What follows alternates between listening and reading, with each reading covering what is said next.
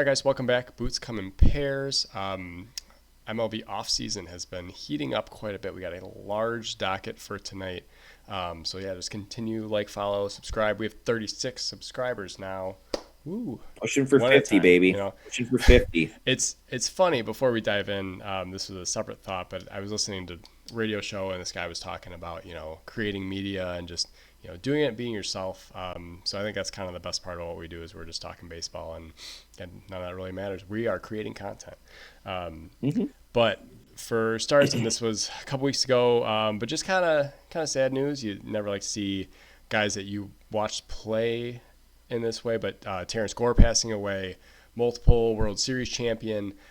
He's one of the most intriguing guys to be a World Series champion as well. I think he had less than 100 career at bats, but was just one of those speed guys that you want on your roster for pinch running. Cubs 2016, Royals 2014. He may have been on a Dodger team at one point, but just because he was a minor league coach too. He was teaching base running probably. So hmm sad to see that news. Any Terrance Gore connection for you, or just sad to see? Yeah, really, really sad to see, especially with him being so young, only 34 years old, leaves behind a wife and two young kids. But yeah, just a heck of a person it seemed like, and just someone who made the most out of every opportunity. He thought about giving it up. He was not getting a chance early on in his career, and he just stuck with it. He got some good advice, and he stuck with it, and made teams. Did he get? Does the stat sheet, is it lit up? No, but being on three different World Series teams, the Royals in 2015, the Dodgers in 2020, and he was actually on the Braves in 2021. So he has three rings. Was he on the World Series roster in all those cases? No, but I think it was a comment from Dave Roberts who said just having a guy like Terrance Gore in your back pocket, when you need him, because you will need him in the postseason.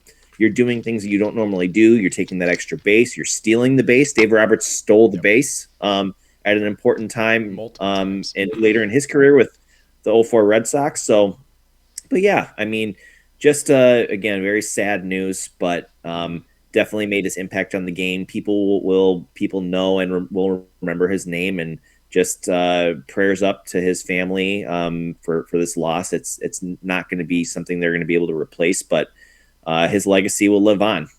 He, again, just a good dude, good baseball player, and definitely is memorable for sure. Yep, and that's just one of those lessons for anyone playing the game. When you get the opportunity to be a big leaguer, at any point, you can impact the games, regardless how many at bats you get, which is a hard lesson for a younger player.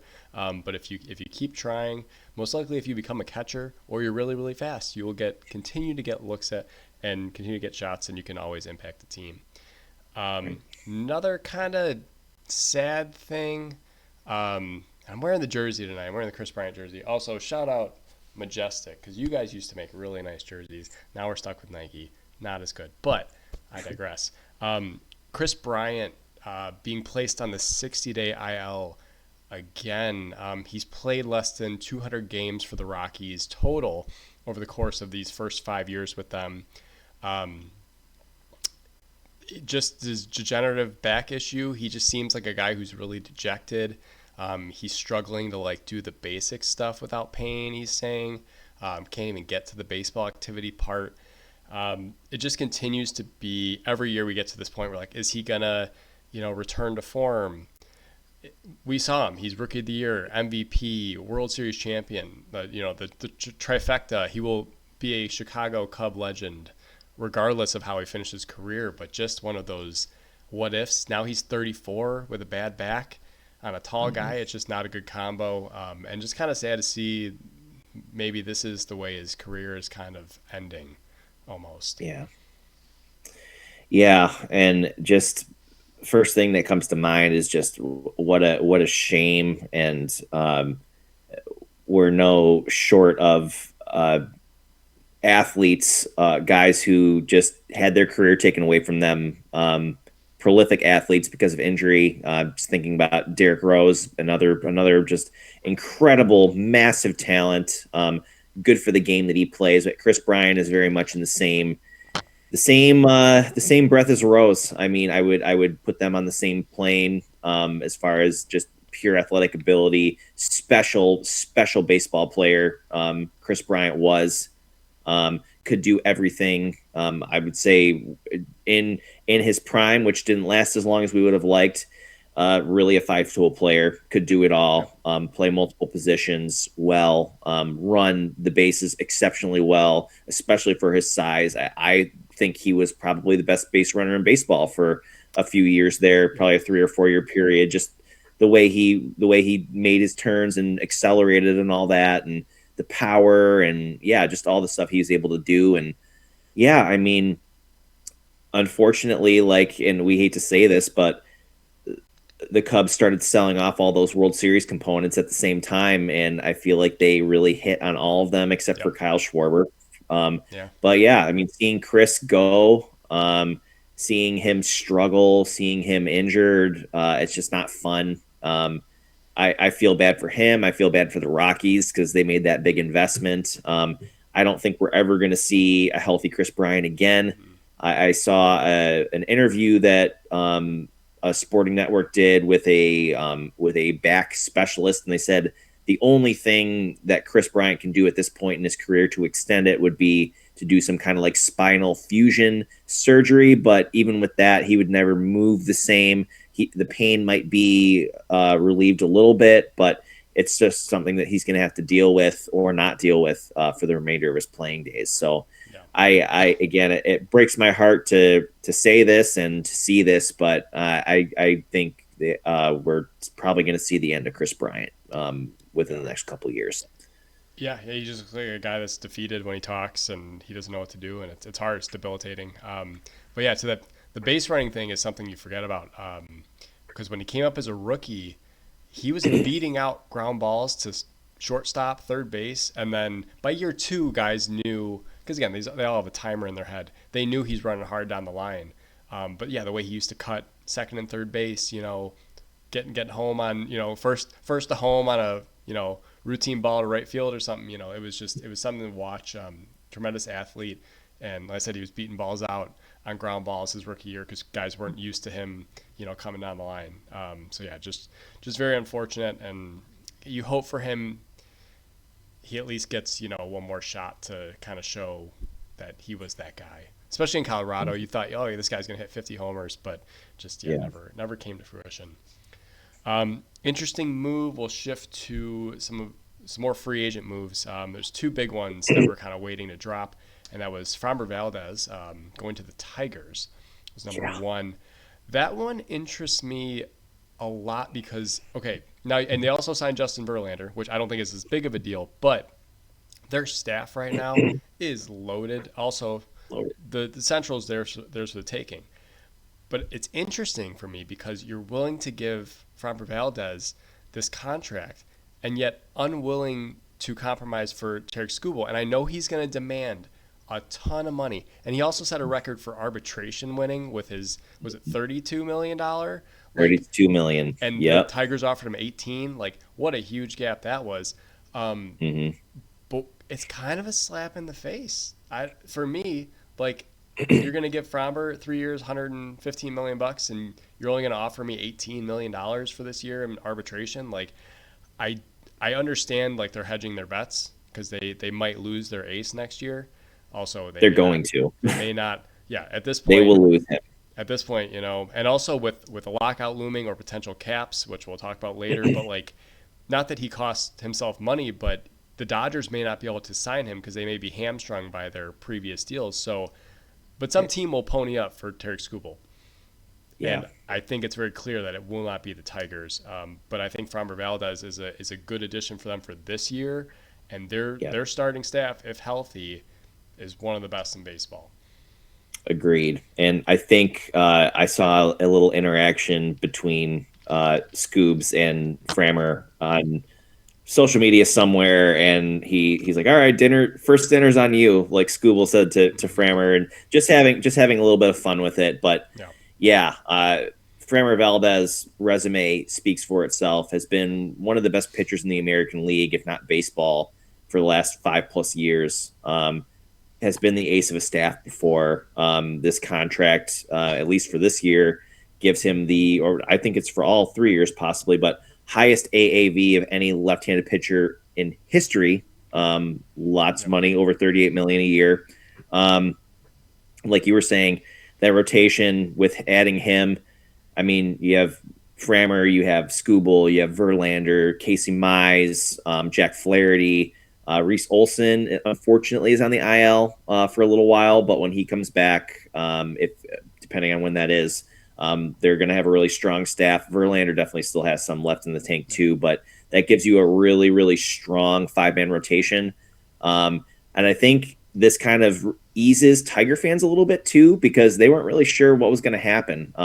Speaking with a few fans that I know, they were just concerned: is Gleyber Torres going to be our only move this offseason? What are we doing? We let Alex Bregman slip through our hands because they were in heavy talks with him as well.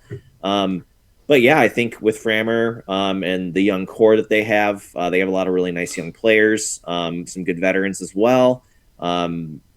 Pretty solid on the defensive end too. I think they're going to be right in the thick of things for the Central. And yeah, I think Frammer will definitely be a solid number 2 behind Skubal, who is going for his 3rd consecutive Cy Young, which I think he's going to be pining for that more than any other year. So he really gets paid in his first big contract when he hits free agency. Yeah, I honestly, I know we do this with the Brewers every year.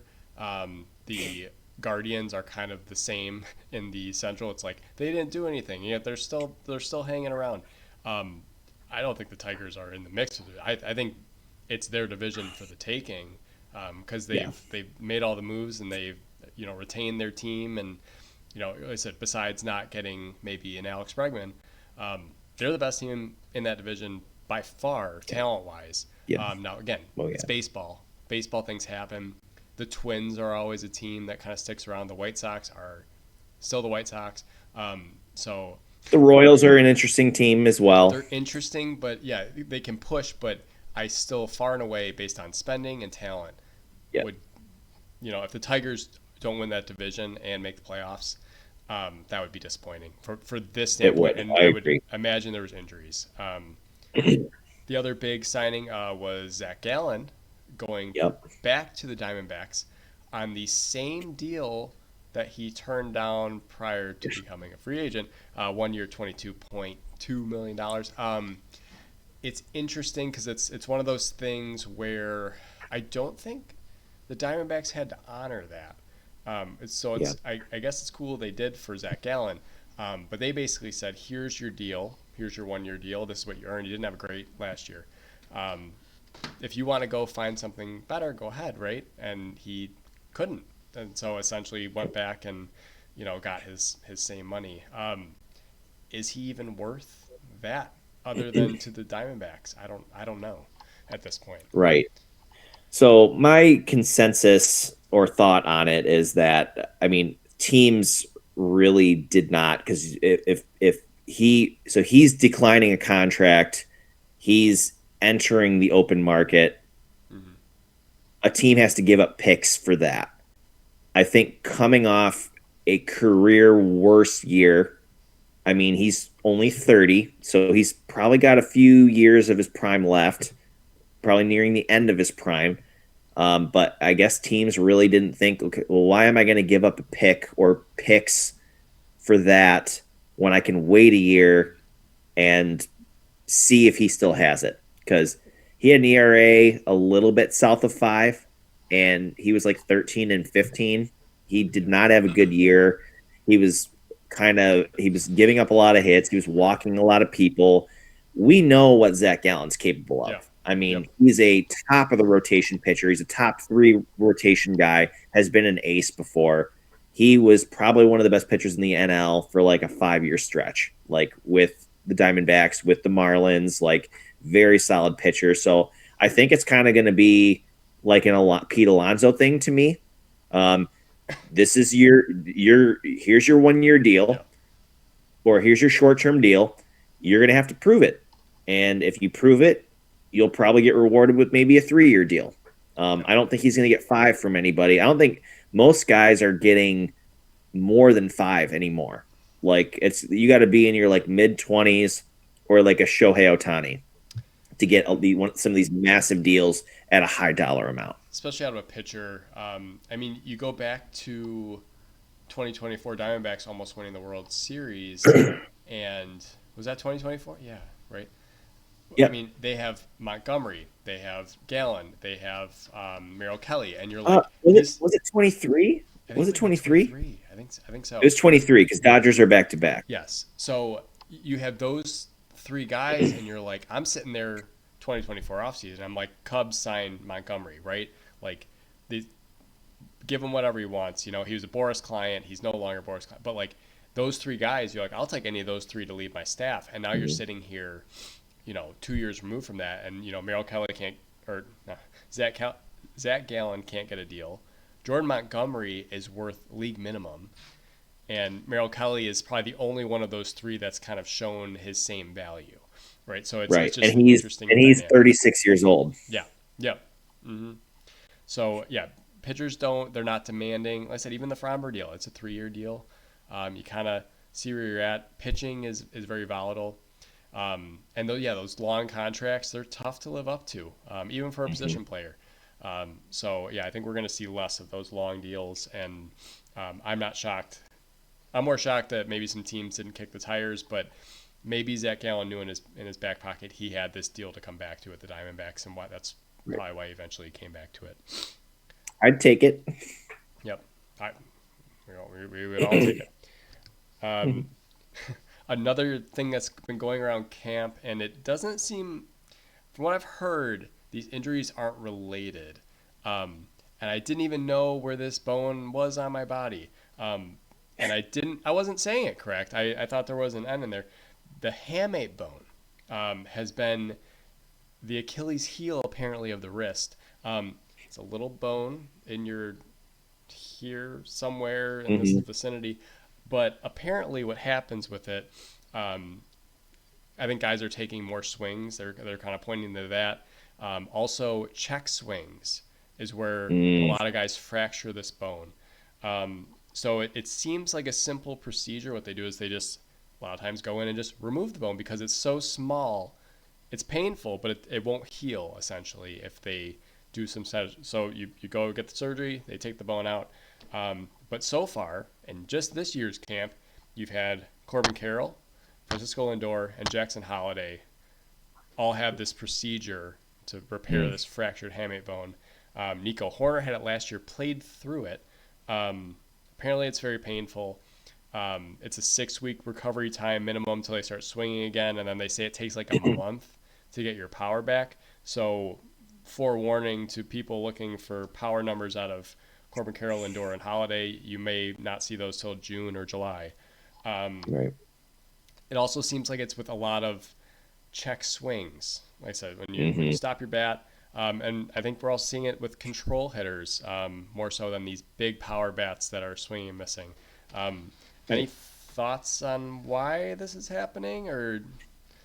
Yeah, I mean, you kind of hit it on the head. I mean, we have never seen anything like what these guys see every day. So we really have nothing to compare to. I think the fastest I ever saw was like 92, 93, but the major league game is just completely different. So, I mean, and these guys are even when they're not like big, like they're strong, they're very strong, and they're fast twitch muscles, like they're moving really, really fast. And when you're doing something with that amount of force, the body's going to break. I mean, we see weird stuff all the time. It's like, wow, that happened while they were doing that. It's like, but they're just on a different scale. They're on a completely different wavelength than we've ever been on. So it's like, all right, well, that makes sense. Just the sheer force and starting and stopping. And yeah, I mean, it's unfortunate. There's a lot of small bones in the hands, and your hands are where you make your money in baseball for the most part. So,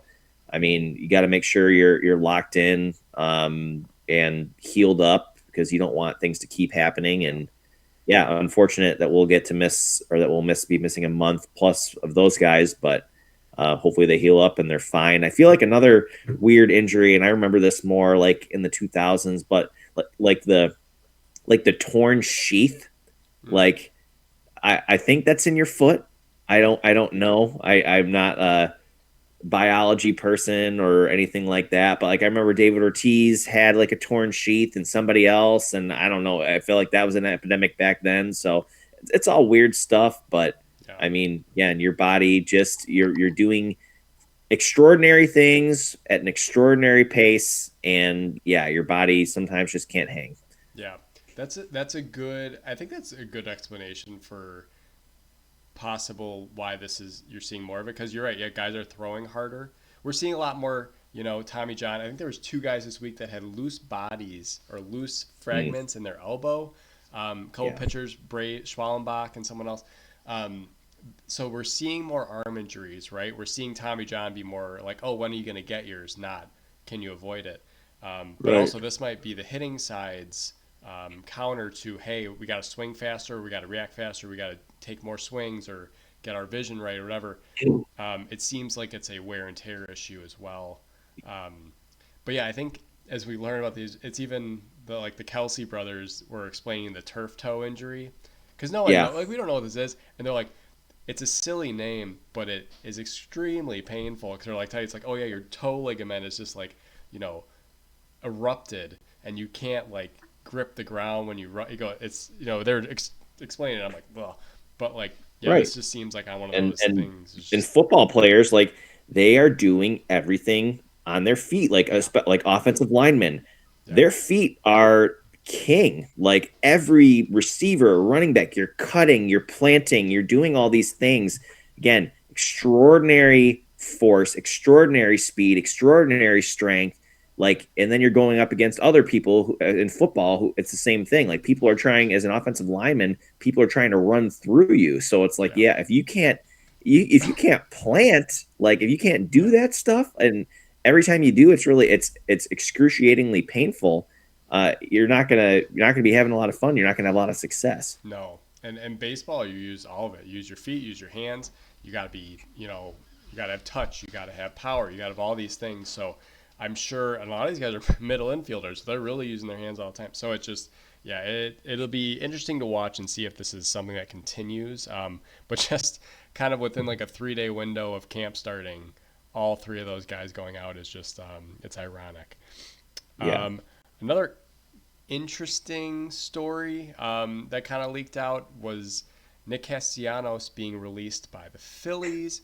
Yeah. Him bringing the beer in the dugout and didn't drink it, but was mad that he got pulled out of a game. I think this is I heard about it last summer, but I didn't really focus on it. It just saw like, oh, Castellanos unhappy in Philly, they're going to cut this guy. He's a tremendous hitter. Mm, And the funny part to me is, so the Phillies cut him, right? They owe him $20 million. The Padres this year are going to get away with paying him league minimum, which essentially means, and I wasn't sure how this worked until I read it, and I was like, oh, okay. Phillies are on the hook for 19.2 million. Padres yep. are going to pick up the 800K or whatever, and basically the Phillies are going to pay him to play for the Padres. If I'm the Padres and I'm paying that much for that quality of a hitter, he's a steal. I don't know if he's a $20 Hmm. million hitter still, but he's definitely an 800K hitter. Yeah. I think bonus to the Padres. Unfortunate for the Phillies, but it wasn't going to work out either. Yeah. I feel like the Phillies went. The Phillies need to turn the page. I feel like Yeah, the investments that they made in players, they just didn't really work out. They really had an unreal lineup for a few years there, and it was really fun to watch, but they could just never put it together. I remember, I think it was in 2023 where we were all hyped on the Phillies. yeah, We thought they were going to steamroll through everything. We were like, they're good all three levels. I don't know who's going to stop them. And then they just went quiet. yep, And all those bats, including Castellanos, were nowhere to be found. And then the Diamondbacks kind of just gripped it and ripped it and danced all the way to the World Series. They earned every bit of that. But yeah, we're just kind of sitting there like Philly is it. Like they finished the season hot. Like they were there. They were doing it, and then they just didn't. But yeah, I mean, you're just looking at kind of like the end of an era. I mean, Bryce Harper, I don't know what he's going to be moving forward. You saw Dave Dombrowski kind of called him out for not really being a. I don't know how he meant it, but he essentially called him like a non-superstar anymore, which is ridiculous to say about Bryce Harper. But yeah, then you cut Castellanos, did resign Schwarber, but it's like I don't know. You're just kind of they're kind of Real Muto is getting older. Zach Wheeler, I think he's planning on pitching one more season. It's like where is Philly going to go from here? What kind of team are they going to be? I just don't know. But yeah, I mean the Castellanos thing. I'm not surprised he did underperform a little bit. He was not the same hitter. He's obviously getting older as well. But yeah, it's just interesting to see. But yeah, if I'm the Padres, take a flyer on that guy. Why not? Like he's gonna help you more than he's gonna hurt you. I think the Phillies are always a contender, just because Yeah. the roster is so talented. But I agree that I think they missed their window of where they were one of the most talented rosters. And also, again, when you're playing in an era where the Dodgers are like getting there every single year, it's tough. But they did have their shot in 2023. They were the more talented team, and they just got shut down by the Diamondbacks and some good pitching, which we kind of just covered. So, yeah, I would agree that they wouldn't be a dark horse to win the division. They wouldn't be a dark horse to win the NL. But I think their window is certainly tighter than it was 3 years ago when they had probably the deepest lineup in baseball. And especially going out and signing Trey Turner. Harper, Right. just I don't know if he's ever going to be 100%, right? And that's just you need him to be the guy. And he's been great in Philly, like he's been good, but he's just been hurt or unavailable too much. So I understand Dave Dombrowski's criticism of him, but it's also your guy, right? So unless you're looking to move him, and it sounds like he's a little disgruntled now, like not the way to go. Right. But The best ability is availability. yep, yep. And unfortunately for Tony Clark, he is no longer available. We will segue into that. This was one of the more wild stories of the week. Actually, we were trying to decide what day we're going to talk this week, and everything's unfolding on Monday. I'm like, oh my gosh, this is just like insane. But yeah, Tony Clark has been an interesting character since he kind of came on the scene as the first former player to be a player rep for the MLBPA. And Monday was not his finest day. No.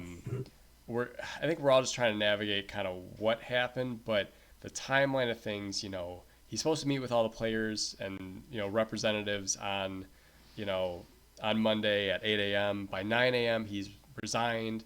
By 10 a.m., there's stories coming out. By 2:45, he is having an affair with his sister-in-law. So all these things going on with Tony Clark, and the timing of this thing. Now, I think the guy they have in there, he does the arbitration hearing, so I think they're in good hands in terms of representation. But the players need strong leadership going into the offseason in these labor talks, because we're facing a lockout in 2027. There's no doubt about that, and there's a lot of firm points that they need to hammer out. Do you think Tony Clark exiting helps or hurts things? It's a good question. I'm not entirely sure. He has been, so obviously he's the executive director for the MLBPA. I mean, he's the guy, he's the name we're hearing, and it's like you hear Tony Clark, and it's like the Tigers first baseman, like the Diamondbacks first. Like it's hard to picture him in that role, but I mean, big dude, 6'5", very imposing. Like yeah, like you said, first former player to be in that position. He was definitely on the side of the players, which is what you want out of your rep.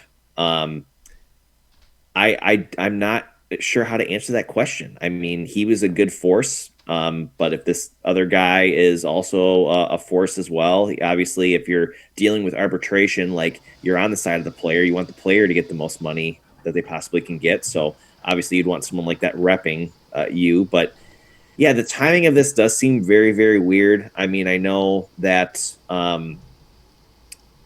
there were some rumblings back in May of the MLBPA being investigated by the feds, having to do with financial stuff. So they were kind of digging into that already. Obviously, with the lockout coming, like it's kind of weird. I just think the owners might have a little bit more pull than people would like, which is kind of strange as well. So I don't know if this was like a hit job or what it was, but or maybe it was like an attempt to like rattle the players, but I don't think it's going to work. You're just kind of going to have the next guy step in. Um, I don't know. The whole thing is really, really strange to me, and I've brushed up on this a lot more. Like I've watched some Jeff Passett videos, I've read the article, and what I've kind of gained from this whole thing is that like the owners would like a defined cap, and the idea behind this is that they are making the competitive balance more fair. Um, and they're seeing this salary cap as a way, the owners are at least, as a way to increase the value of their franchise. It's like, all right, well, I can go, this team is capped out. They can't do this. So I can go and get the big player and draw in more fans, and I can do that. But it's like the players, I mean, Clark and everybody involved, they're not interested in the cap at all. They don't want a cap. They don't want, like, why should they have to make the sacrifice? Why should they not be able to be paid as much as humanly possible? They're the ones who draw the fans, get the endorsements, like make the game popular. Like it's not the owners, it's the players. So it's a really, really strange situation. And kind of the way that Passon's gone with it is that why would, if you're in a situation as an owner, like why are you hating on the Dodgers? Like the Dodgers, you want your team to spend like that. Yeah. You want your team to spend like the Mets and the Dodgers. You want your team to go out and get the best players and have the best farm system and have the best facilities and really operate like one of the best organizations in all of major sports. Yeah. So I think when they start to have these conversations too, you realize your place as a fan, just like we did during 2020 when, we're kind of stuck in the middle. And I think that's where the distaste for Tony Clark really came in for a lot of people because he's digging his heels in on how much players can be paid. Neither the owners or the players, I don't want to blanket statement this, but like it's not really about the fans in this situation. It is about the owners wanting to maximize their investments, and it's the players want to maximize their take-home pay. So, as a fan of the situation, of course, every team wants their team to spend like the Dodgers because it's not their money, and the owners are very defensive. But there's some heavy bits here, especially in the Passan article. First off, love Jeff Passan. He's going to be. We have a few really good baseball writers. He's in that category for me for like with Tim Kirkjian, but Baseball Hall of Fame worthy writer Jeff Passan. Yeah. He's so passionate about the game, the way he talks. The article he wrote is incredibly long, and you do have to stick with it. As if you're a slow reader like me, like it's like a 5, 6, 7, 8 minute read.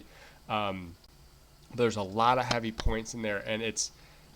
And you're right in saying that the owners are very stuck on certain things. And one thing in particular is the cap. Because every major sports franchise or league currently operates in a cap system except for baseball. So that's every owner, probably except the Dodgers, want a cap system. But I've also heard the rumor of a floor. And it's not a floor that I was envisioning. So right. I don't know if you heard this part. This was separate from Passan, but it was just something that I heard, being run around is that a potential floor of $140 million. Oh, that'd be nice. Which is big. So you think about that because I'm sitting here going like, okay, you're going to put a cap on, but you're only going to affect the Mets and the Dodgers and maybe the Yankees and the Red Sox and the Cubs, if you want to throw them in that conversation. All right, you're going to affect 5 teams. But if you raise a floor to $140 million and still have that cap, you're going to force 16 teams to increase their spending. You're going to make a team like the Brewers that hover around 110 spend another 30 mil. Yep. You're going to be better, but it's so much. I think that's why you see the Pirates kind of starting to spend a little more now, because I think they know that's coming. Yeah. And then the third comment on the owner part is they're ready to quote Jeff Passan, burn the effing house down. It's kind of where they're at, and they're digging in. So if you're the players union and you have this new leader, he's got to get ready to fight. And regardless of what they do, I still think we're headed for no baseball in 2027 because there's some hard points, and the owners are willing to lock out for it. Yeah. Well, the CBA expires December 1st. And I think I read somewhere around if they don't have if they don't have it figured out by like March 11th, they will be missing games, a significant amount of games, because you will not give teams and players enough time to get ready. So the thing is that if there's a lockout, the players are not going to get paid. So, I mean, it's not really good for anybody. That's like the first thing that happens. You have to cut operating costs significantly. Well, they're not performing. If they're not playing, they're not getting paid. So I don't think a lockout is really good for anyone. No. I don't.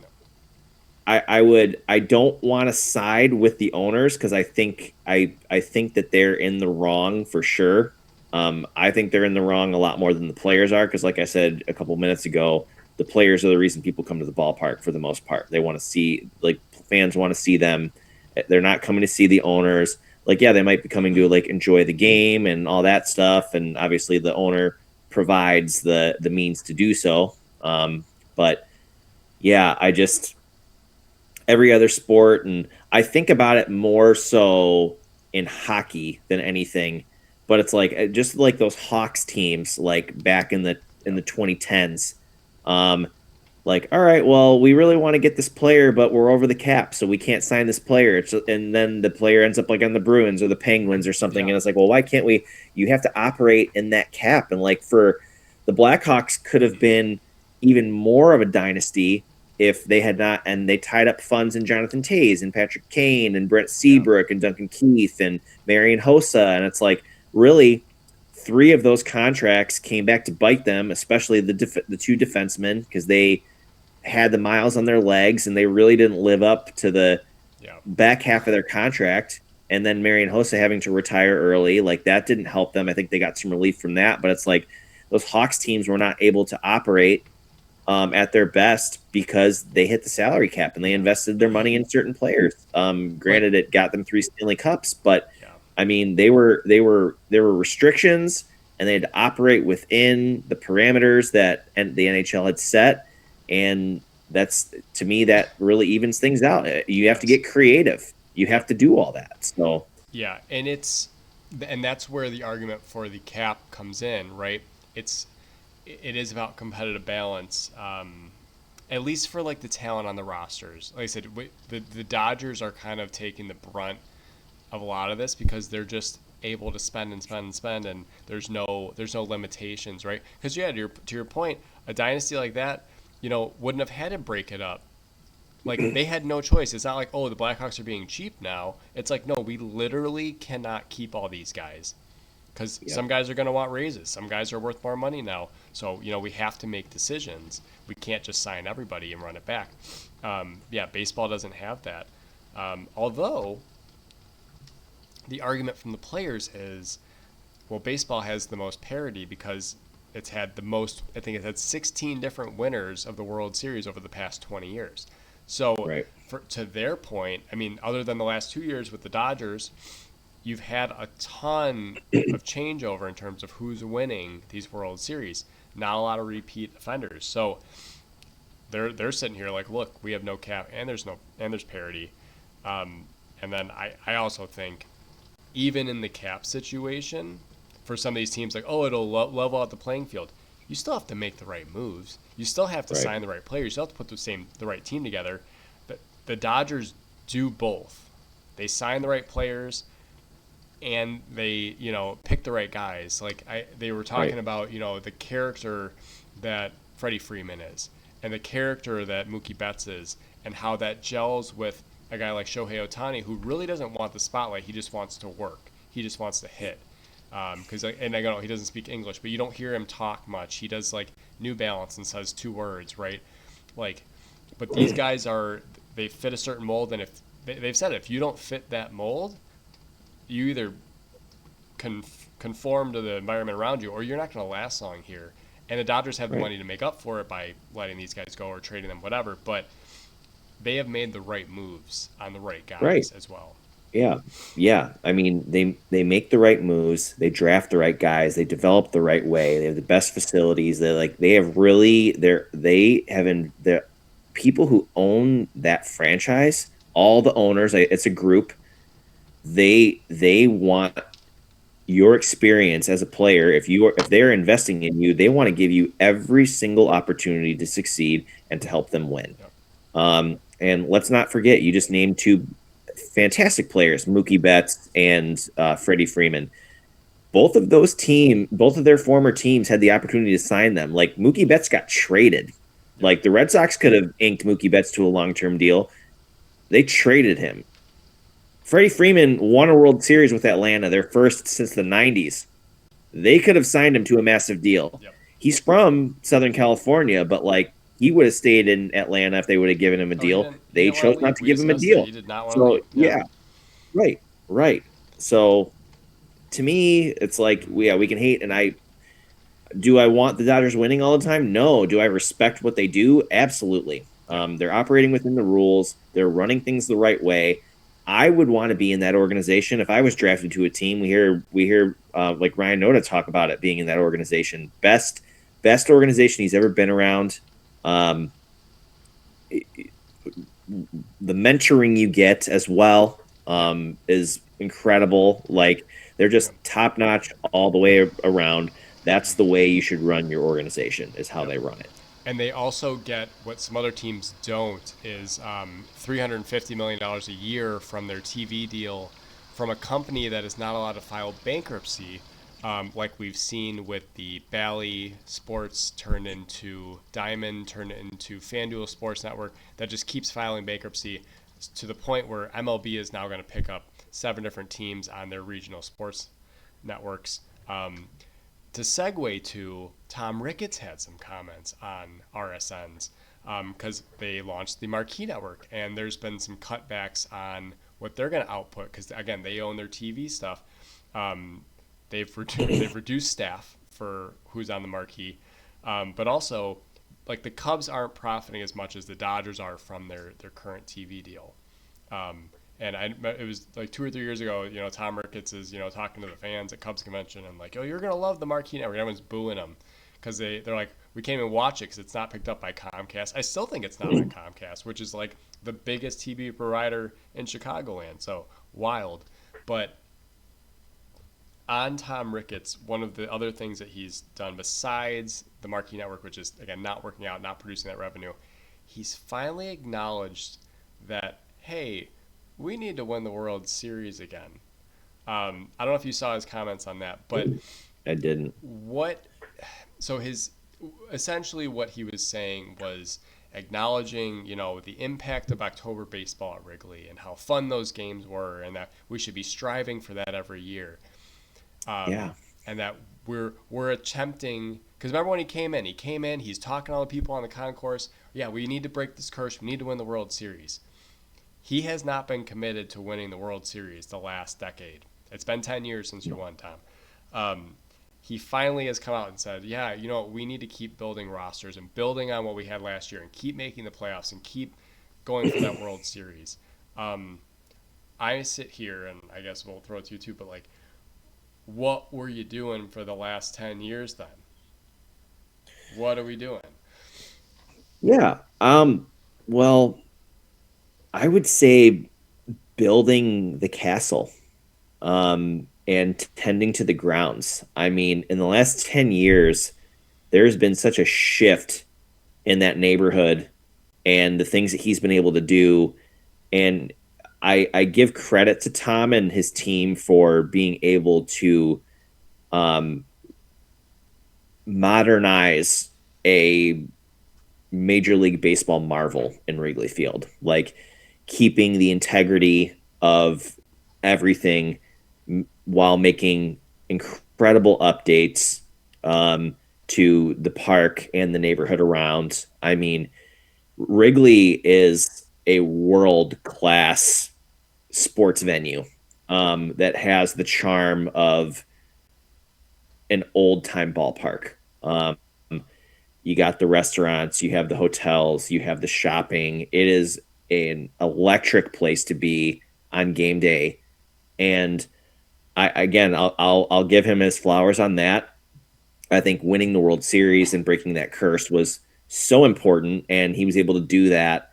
And I think the last why you can't have a winning team and build the castle at the same time, I don't know. I don't know the answer to that, but to give him a little bit of an excuse, he has made the ballpark experience way significantly better, up with the times. And it's such a really fun place to be. I've gone to several games even since moving. I feel like I almost go more now than I did before. And I'm finding excuses to go and watch games, but I'm glad that he has acknowledged that it's time for us to win. There's not much more he can do in the neighborhood because he's already done all of it. He's already made it, Yeah. brought it up times, brought it to where it needs to be. Now it's time to throw your eggs in the winning basket and try to get some more titles. The focus never on the field should never have deviated regardless of what you're doing on the street, because and Right. this is the trap of the Cubs as an owner, as a investment group, because I know that's what they are. They are looking at long-term investment and what are they going to get out of this thing. You are going to draw 34,000 people if you are in first place or you are in last place. It does not matter. So you investing and saying that I can't invest on the field because we have a baseball budget and a this budget and blah blah blah, you know you're going to get your return. It does not matter what you do outside the stadium. If those are necessary, those are necessary. So like I know you're giving them his flowers, but like my God, like it's not impossible to do both because you know you're gonna get that money back. So it just is Right. like when I heard him say that it was like Monday or Tuesday, I'm like, this is the most tone deaf thing I've ever heard. Yeah. And you saying this is just admitting that the last 5 6 years up until last year that you weren't building a winner. And it's like, don't, and we could all see that. We could all see that.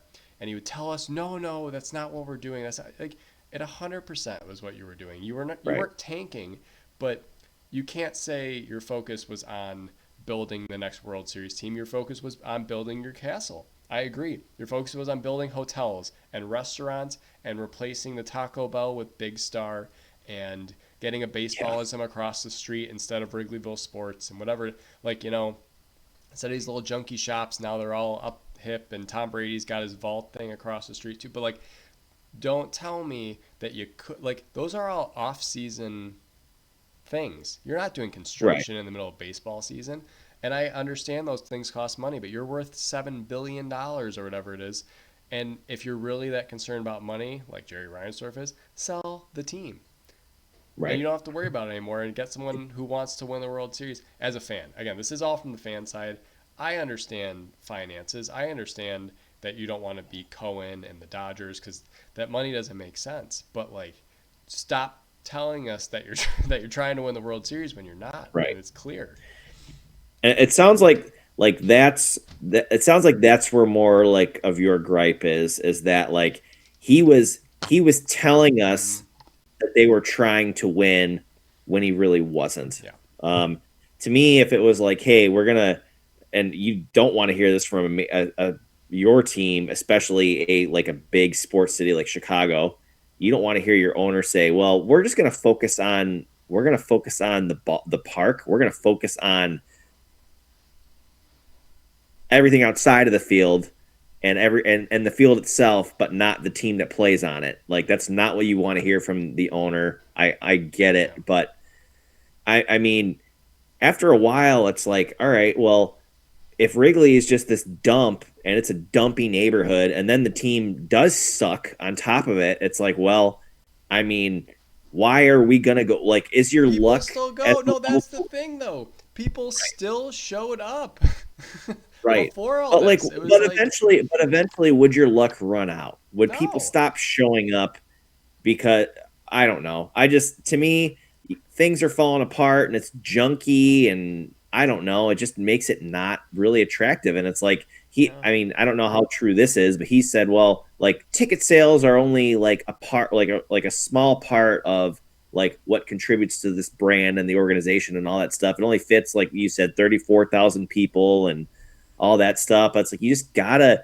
with all the nuances in these stadiums and really like they're calling them ballpark villages now. I Yeah. mean, they want these places to be fun and nice and upkept and vibrant. Like that's what the goal is. And like Wrigley was always like, oh, it's a bunch of like dumpy bars and Well, all you know, this all this you know all though, this like Tom I don't Ricketts know. owns every rooftop that is not blocked by the video boards. And if he doesn't own them, he blocked them with the video board. So remember the roof that and when Sammy's hitting all those homers, they used to have the advertisement with the Budweiser on the roof. You can't see that roof anymore because Tom doesn't own that roof, so he doesn't want their advertising. It Yeah. He owns all that stuff. He's making money hand over fist, and people go to Wrigley. This was not a risky investment. Him No. investing in these outbuildings and building hotels and doing all this thing. That's my point. Is you knew the return was there because people show up to Wrigley. They love it. They loved it when it was a dump. They loved it when there was Yeah. a McDonald's across the street and a Taco Bell on the corner and the Cubby Bear Yep. on the other. Like they loved that stuff. So like this was not risky. You're just capitalizing on the entertainment venue that is Wrigley Field, right? So Right. you're having concerts there. Great. Do whatever you need to do to raise the money. But we haven't had Right. a third baseman since 2021 when we pawned him off to the Giants. And you're Yep. telling me you're running Patrick Wisdom out there and we're going to win a World Series? Yeah. Baloney. We have No. Matt Shaw last year. We could have. That's what makes me mad about last year. Is like if you'd have just paid Alex Bregman, right? Jed wanted to sign him for the last since he was a rookie. He's like, I wanted this guy on my team. We wasted last year. We needed we Yeah. needed another bat. I know we got Yeah. Kyle A Tucker, but he dangerous was hurt. bat. A dangerous bat. We needed a third baseman all year. We sent Matt Shaw down to AAA. Like what were we doing? We had Vidal Brujan playing third base for a minute. We Yeah. had John Birdie. All these guys got DFA'd. Yeah. Like when we could have Yeah. just. I know Bregman got hurt last year. Actually, you know what he got hurt on? And he wouldn't have got hurt at Wrigley on this. He smashed one off the monster, stopped short rounding first base because he's like, oh, I got to pump the brakes, and then ran back to first, and he like pulled his hamstring. Wouldn't have happened at Yeah. Wrigley because It that would would have have been been a home gone. run. Yeah. So we finally got it right, but we've been slamming our fists on the table for this for years, and it's Oh like yeah. third base is a cornerstone. You gotta Yes. have it, and now you finally Yes. have that guy over there. But it's like 5 years we've been being told we're competing for championships, and we're not, and it's just Right. maddening. And yeah, just the obvious thing that you would do. It's like, huh, this position's wide open. This is what we need more than anything. We need a battleship. We need a good bat. We need a good glove. Like there's guys out there. Like pass on this guy, pass on this guy, pass on this guy. It's like it's been the biggest problem. Yeah, but again, it's That everything. and left field and right field. But the good news that I did see is that Yes, say I it. think Jed has knowing the lockout could be looming. He has specific contract expiring in 2026. So Yep.